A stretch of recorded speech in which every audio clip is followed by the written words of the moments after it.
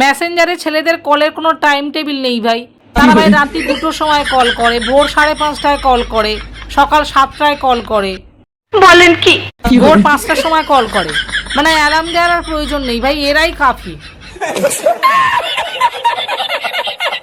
রাত্রি 12:30, 1:30, 2টো, সকাল 7টা, 3:30, দুপুরবেলা, বিকেলবেলা 5:30, সারাদিন ভাই এদের কল। রাত্রি 2টোর সময় কল করে, কেটে দিলে বলে কি তুমি কি ঘুমিয়ে পড়েছো?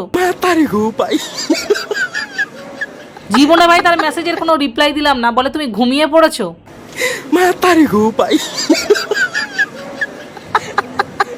তা আমি ঘুমিয়ে পড়বো না তো কি করবো? তোর জন্য জেগে বসে থাকবো নাকি তুই আমাকে এসে ঘুম পাড়িয়ে দিবি?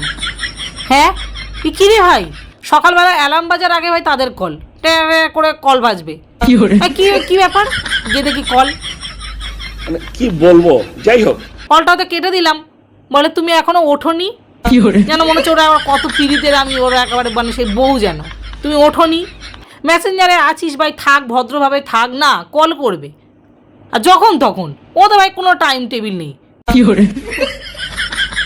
রাত্রি 12:30, 1:30, 2টো, 3টে, ওদের ঘুম নেই চোখে, ওদের কোনো ঘুম টুম নেই। ওরা ঘুমাবে না, কাউকে ঘুমাতেও দেবে না।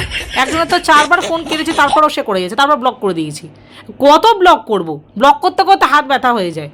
তোরা একটু ভদ্র হয়ে থাকতে পারিস না ভাই? কল করবি কিসের জন্য? রাতে 12:30, 1টার সময় তোদের কল করা পায় তো কি হয় তোদের? তোর সমস্যাটা কি? তোদের কি মানে সারাদিন কি কুরকুরানি হয় নাকি? মানে